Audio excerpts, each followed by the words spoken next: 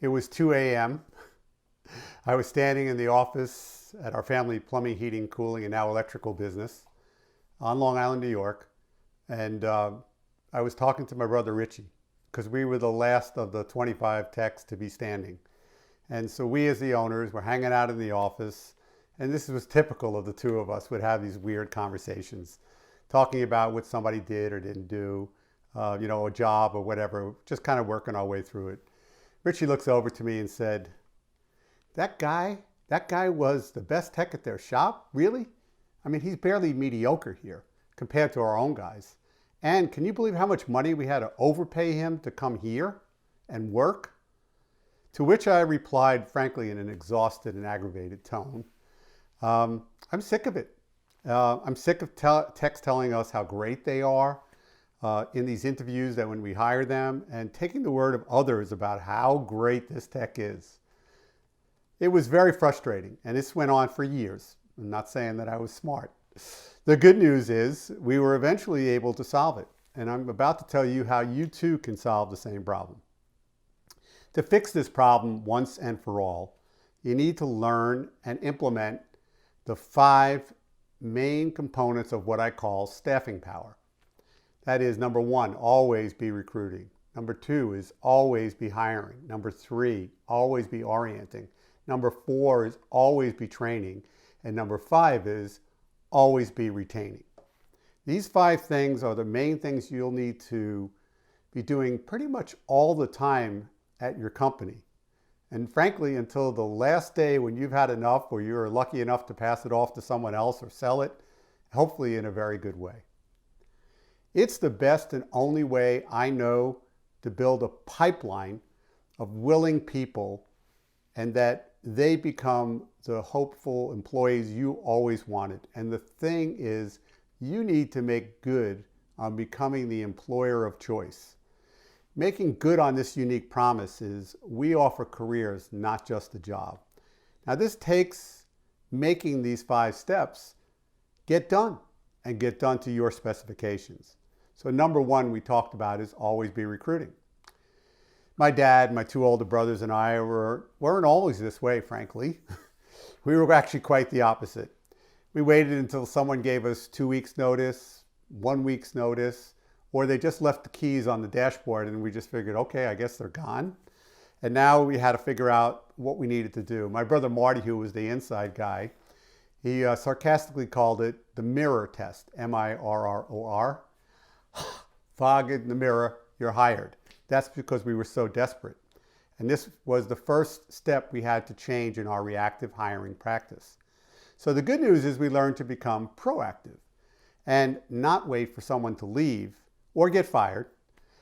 We'd be scrambling at that point, figuring out how do we run these calls or whatever position we had to hire for. So I'm telling you that you want to be proactive and create an ongoing recruiting program.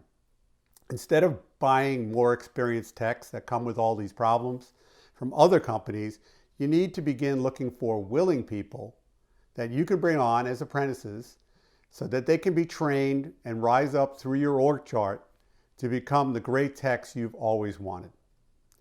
You need to get your whole staff involved in this process and reward them with a bonus if they can recommend somebody young and willing to come on board.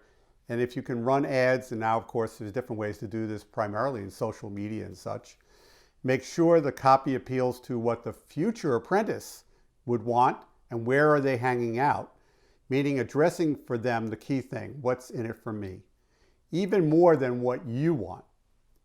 So number 2 is always be hiring. To be successful with this approach, you want to hire people with a willing attitude and then train them on the technical skills they need to fill the job. Always be looking for good people, and don't be afraid to hire and train more than 1 applicant at a time. It takes so much effort. I always believe in hiring 2. If you decide that you make 2 great people, will you tell me you wouldn't find room for them? I think you would. So not everyone also will make it through. Some will wash out. They leave or you want them to leave. The goal is to have a lot of choices. That said, you can weed out most of the people who won't be a good fit through a series of rigorous steps as in this hiring process. So having them fill out an extensive application, find out how well can they write, and you can put them under pressure for time to find out how well do they read and react to just that kind of minor pressure. Number 2 is create an interviewing and hiring process. Pull this together, and then before that first candidate comes up, role play it with your own team first. Make sure it is what you want, that the procedure, is including interview questions, the right ones, as well as checklists for first and second interviews, what you're going to be doing each time. Number 3 is test for willingness during this interview. And I have the test that's worked great for years and years at my own shop and now at my clients for over 19 years. And that is, hang on, I have them sing during the interview. All right, if you're done laughing, halfway through the interview, you look up to the candidate and say, I know this is going to sound weird, but part of our hiring practice is we're going to ask you to sing, and that could be embarrassing. So I'm going to start you off, and then you join in. Now, note, every owner that I've worked with for 19 years totally resists this idea. And then I said, do you love what you're getting today? And they go, no, we hate it. I said, well, then you try it. Now practice it, work out with each other so you get really good. Here's what I can share with you. None of them today would hire actually for any position at their company without doing this. Be aware, I have an awful singing voice. So when I sing, believe me, they're going to be better. So number 3, always be orienting. Once you hire this willing candidate, now we were so desperate, when we got proactive recruiting and hiring, we just kind of throw the keys at them and say, go get them, and really left them out to be in trouble. So we learned that there's this process of orienting. And with manuals and training, more of this will make sense. So once you hire this willing candidate, you must put them through a comprehensive orientation process. This allows them and you the greatest chance for success. And a few things that should be part of this process. Number 1 is welcome them as new employees to the company, to the people, give a guided tour so they start to feel like they're a part of a family.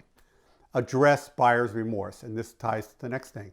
Getting new employees active and involved in your company and with others, preferably find somebody who would act like their big brother, big sister, is very, very helpful. Communicate behavior defined as the 10 golden rules. So yeah, everything's important in your company, but what are the 10 things that they need to know, either in a good way or a bad way, so that they stay on the straight and narrow? Start them out by reading their particular manual, detailed as it is, that contains 80% of what they need to know for the box that they're going to fill. And this is really important, tied to your org chart. Number 4, always be training. Now, out of all of these, employees training is probably the most critical to long-term success. And at our company, you never stop training, including ourselves. We were always at training with our guys. Theirs and yours. For this system to work, you must develop a documented training program that provides the communication, which of course leads to great sales, or communication which leads to good installers, operational, neat and clean, and technical skills they need to do their job. And that's how they begin to progress from this apprentice to junior tech to senior tech, field supervisor, and moving up the org chart.